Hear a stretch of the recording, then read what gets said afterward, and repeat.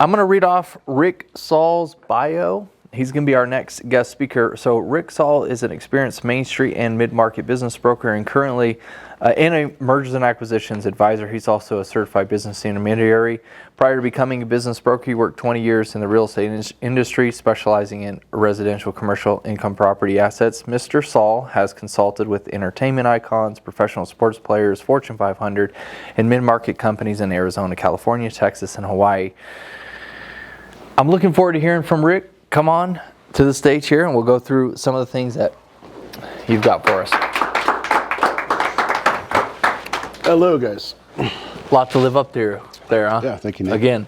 But no, we're just, today, we had a conversation prior to us just coming here, and it was really about some of the tools that us as business owners and you guys as maybe first-time buyers or maybe second-time buyers are looking for their acquisition in. What are some of the tools that you're currently using that you know that others would need as well?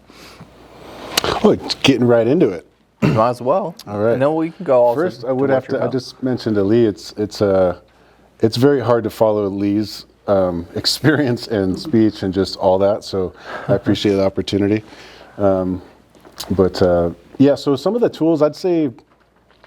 Obviously, there's the Biz Buy Sell, all those different broker sites. But while you're looking through those, you could look through those for months. And if you're not really going through and analyzing each property, or each business, you're not really making any progress. It probably takes looking at 100 different businesses and submitting 10 LOIs to get in contract on a deal that's really going to hit the mark.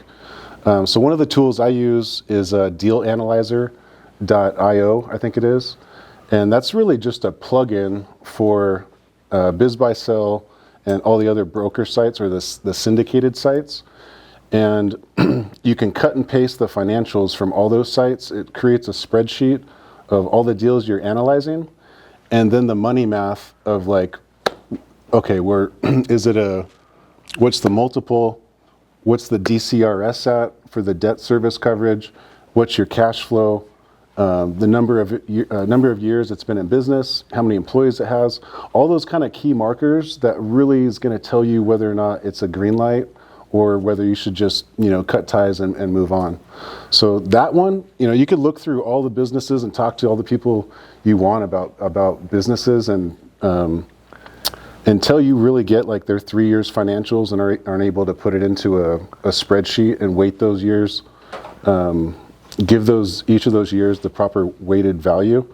That's where the rubber really meets the road as far as evaluating companies. There's other resources out there, but I think having some kind of worksheet, there's all kinds of resources, but that's the one I personally like because it keeps track of all the deals you're on, and then there's another sheet that populates the money math per individual deal, and it just makes it super easy for me. I cut and paste it in all the different broker sites, and then I can evaluate those, and if there's more information, I can request that from the broker. Let's talk about buying a business and why someone would buy a business, because many times I've had conversations with, thinking about a good friend of mine. He purchased a business and he purchased a job. I think it's more important for us to understand why we're purchasing a business and then, kind of reverse engineer that. Have you had that as a business broker as well? And then also you being the acquirer? Yeah, I would. What would your advice be to that person? It's a whole lot easier. There's some brilliant people like Lee and some other people that have built a business from the ground up, and that is extremely difficult to do.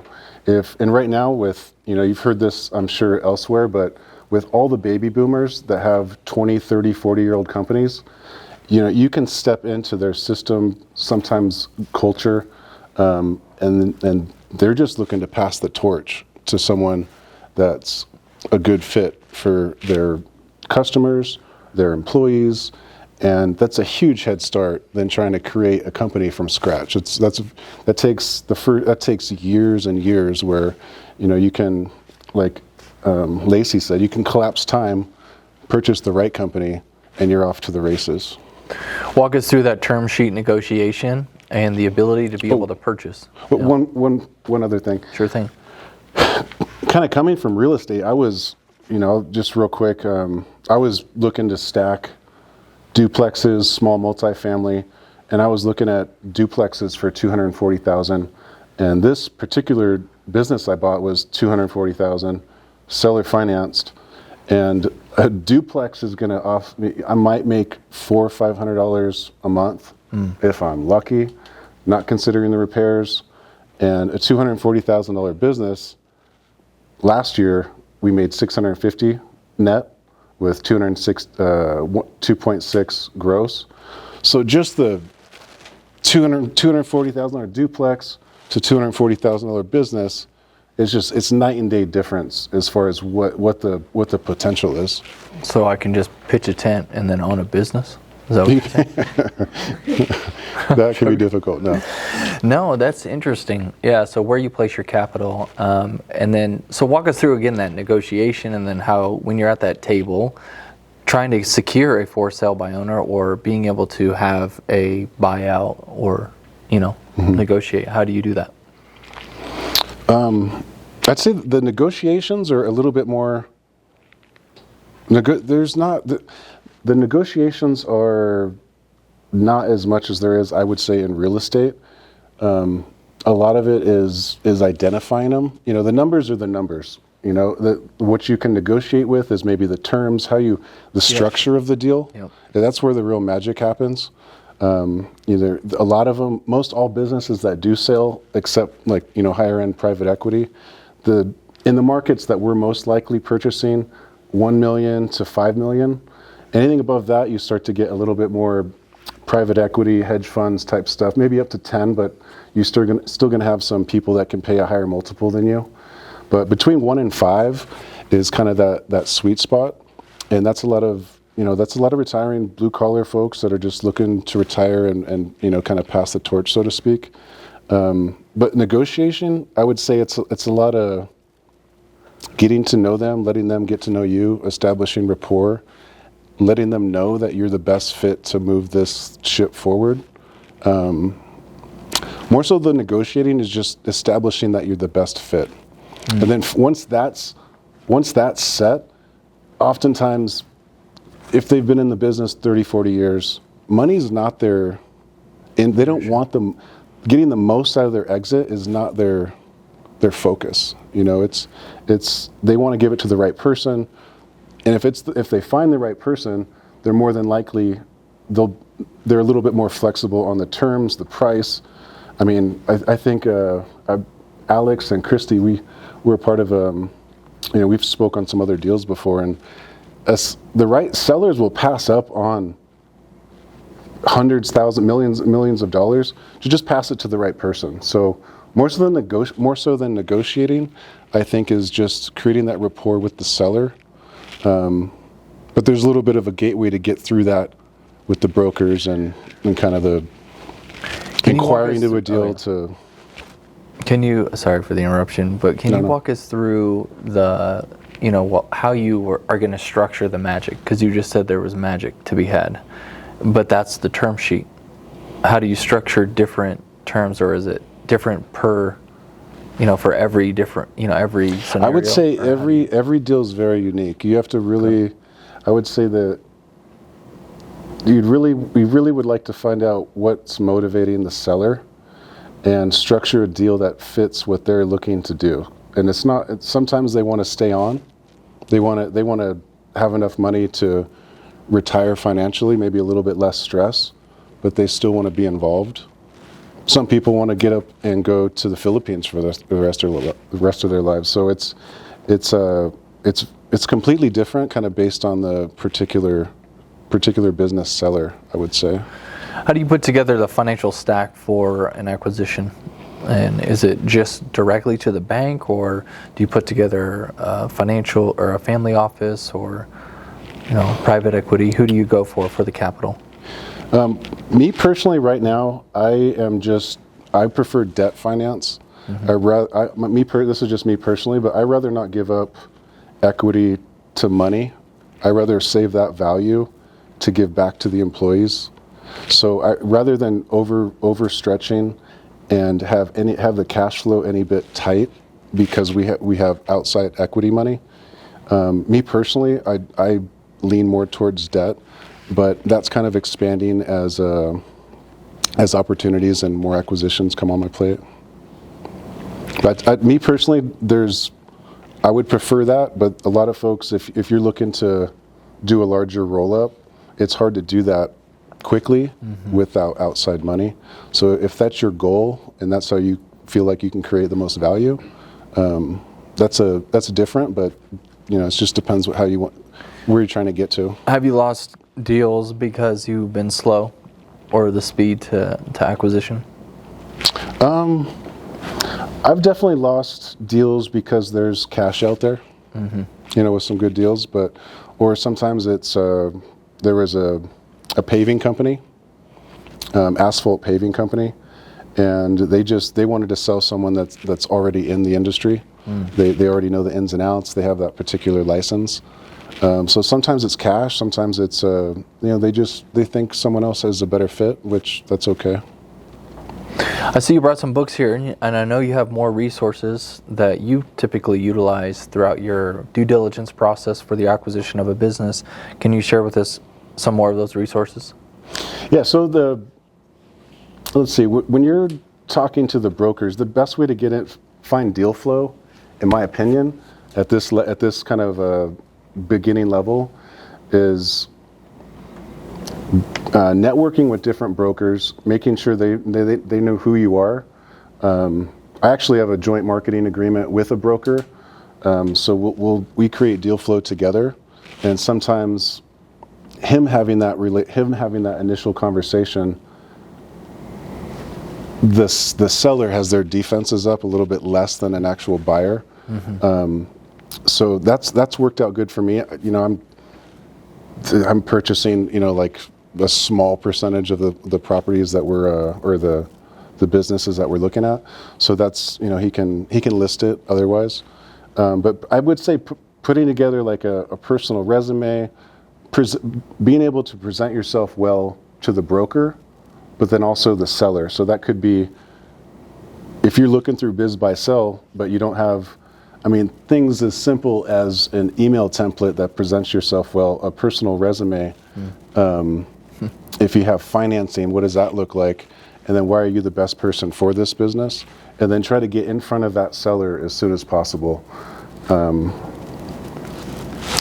That's wise. Yeah, that's wise advice, and I'm sure you've probably seen it multiple times, right? Yeah, I would say the sooner you can get in front of a seller and have that connectivity with them, you'll know whether you want to move forward with it, and the seller's going to know whether it's a good fit or not. And a lot of people, you can breeze through all the listings you want, but I think that's really where it happens, where you know whether it's a good fit or not, is just talking to a lot of sellers, kissing a lot of frogs. Yeah. How have you integrated AI into your search practice? I have not used too much AI other than some of the.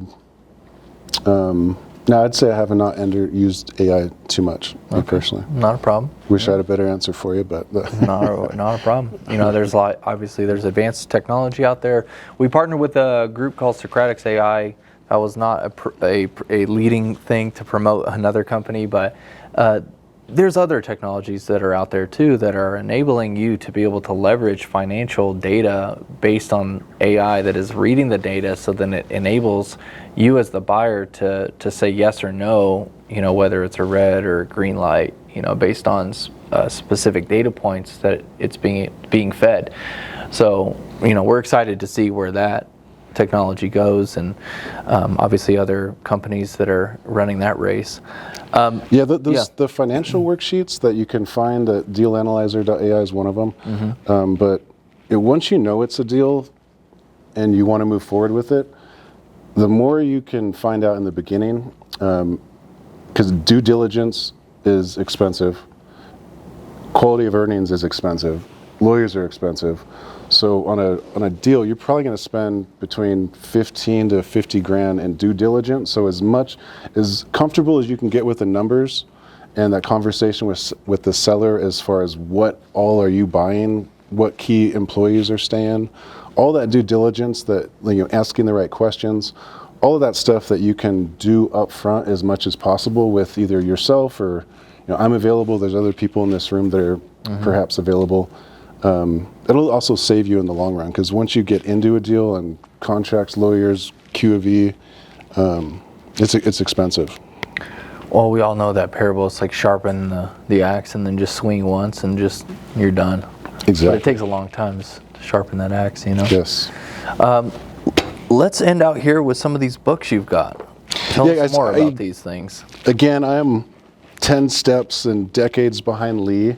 I don't have my own book, unfortunately. One day I might be working on it, but these are some of the books that I've read that I would recommend. And I don't know if it's 3 questions, if there's people with questions, but yeah, we'll do questions. I don't know if it's if we have raffle tickets or whatnot, but I'd love to give these out to anybody that's interested or has questions, or however you best see fit. Well, let's read the first one here. This is Walker Diebler. This is Build Then Buy. Has anyone seen this? Anybody online? Yep, it's a great book here. So let's ask. We'll open the floor now, if you don't mind, for Q&A. Anybody have any questions for him? Lee. 2 questions. So what do you see as by the way, I love the space of this smaller, family-owned business. There's so much value there. What are the biggest 1 or 2 misses in due diligence that you see? And then once they buy it, what's a common mistake they make to not get the most value out of what they bought, in your experience? Yeah, that's a good question. I would say Common mistakes in due diligence was the question, and after they just repeat the question, if you don't mind. I would say that things that are missed in due diligence, that's real common, is really, basic stuff like really understanding the numbers and the Q of E, and then also where are the key employees going to be after the acquisition. Like a lot of times the owner, or is the owner going to stay on, or are they telling you they're going to stay on and then they're gone? Or do you see yourself working with the owner afterwards? Because sometimes they still want to run the ship, but we got a new captain. There's a mutiny, or the key employee, maybe he has had an equity position, and after 500 grand, $1 million, but stay on long enough to close the deal, and then you might be missing some key employees to keep the ship moving, the way it was. Let's see. Yeah, and then after, now we bought it, what's a common mistake that's made that they miss some value? I would continue with the key. Let's see. After you purchase, I would say really, I focus on taking care of not changing anything. A lot of people want to buy a business and be like, okay, I got this game plan, and I'm going to apply this game plan to this business and these people and this culture and these clients. And I would say a lot of people, those are a plan's good to have, but too many people want to make changes too fast. I think you want everything to stay somewhat stay the same, not ruffle any feathers really quickly right off the bat. You usually have at acquisition, you usually have a bit of a J curve, meaning you might go down a little bit before you start to go up. So you want to minimize that by taking care, not making any big changes, and then really get to knowing your key employees and making sure everyone's on the same page now that the acquisition has happened, and working together with them, bringing them on board so they're part of the process. But I would say keeping the team together and not making huge changes right off the bat. I think those are some common things that from that smaller, that 1 to 5 million. Those are some things that are usually key. Okay. Rick, in terms of given this generational change and a lot of people wanting to sell their business, are you seeing like a lot of opportunities where maybe there's a better group to choose from in certain spaces, whether it might be manufacturing or as Tanner put out, like your unsexy businesses that are profitable? What are you seeing out there in the market that might be attractive to people? Yeah. I'm particular to Arizona. Anything that's happening in Arizona, you got like you're off on a good foot because there's all the major employers are coming here for good reason. So I'm going to follow their due diligence that this is a really good place to be. So I think geographically Arizona for everyone here, if everyone's from here, that's a really good place to start. Everything blue collar, health and wellness. But there's a whole lot of niches. Like if you're an optometrist, an air conditioning company might not be a great fit, although a great opportunity, it might not be a good fit for you. So my friend Tom was an optometrist, and he purchased an optometrist office. So there's so many options out there. You really have to take inventory of what you're going to bring to the table. He might have the back end business experience to apply that to any business, but each of you guys have your own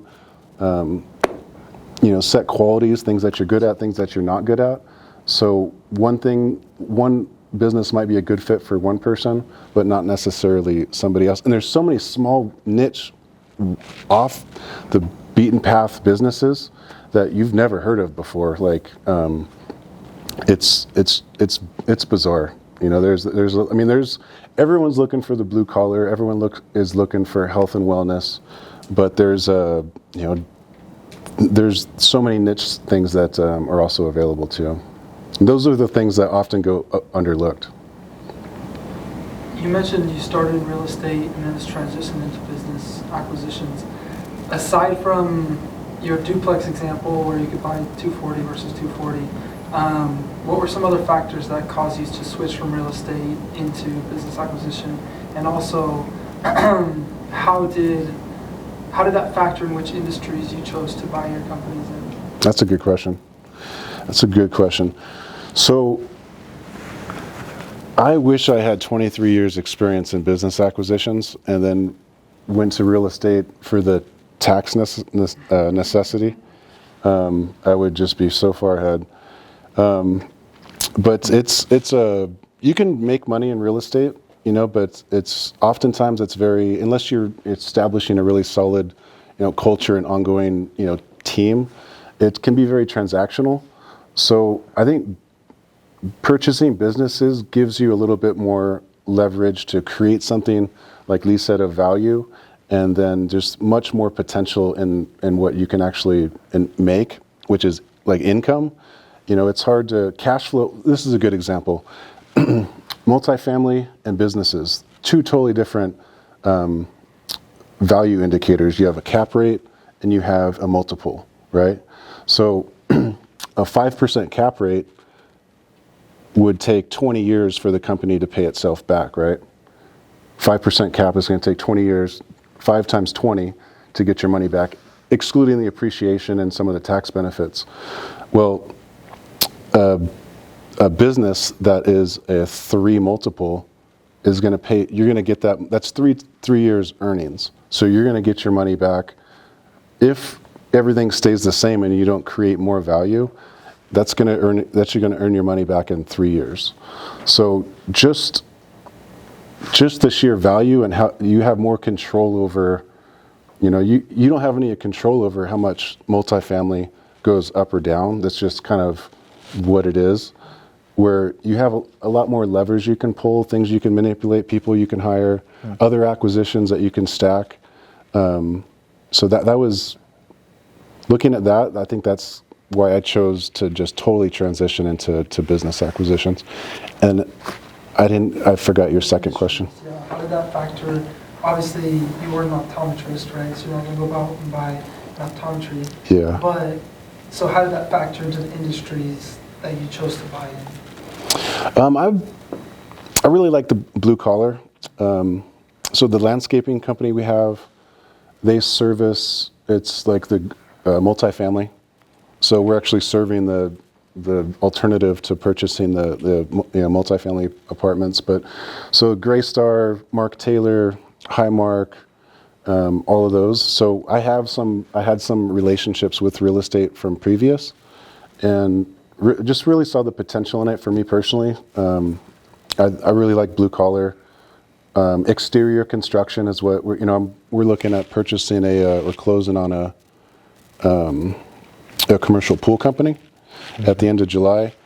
Randomly, Ryan from First Bank of the Lake is one of the guys at the bank that I've been working with on that. So that just randomly happened tonight, which is kind of cool. Did it? Or did it? Yeah. Or did you set that up? But me personally, I was just construction and blue collar is very closely tied to real estate. So I felt a little bit comfortable entering that space. Any last questions? We'll give books out to those those guys? to those Okay. that had asked questions. Any lasting questions here for Rick? Mr. Rick Saul? Thank you so much, guys. I appreciate it. Now that you've done a couple of deals, Yeah. if you were to go back and do it again, what's one thing you wish you would have done different?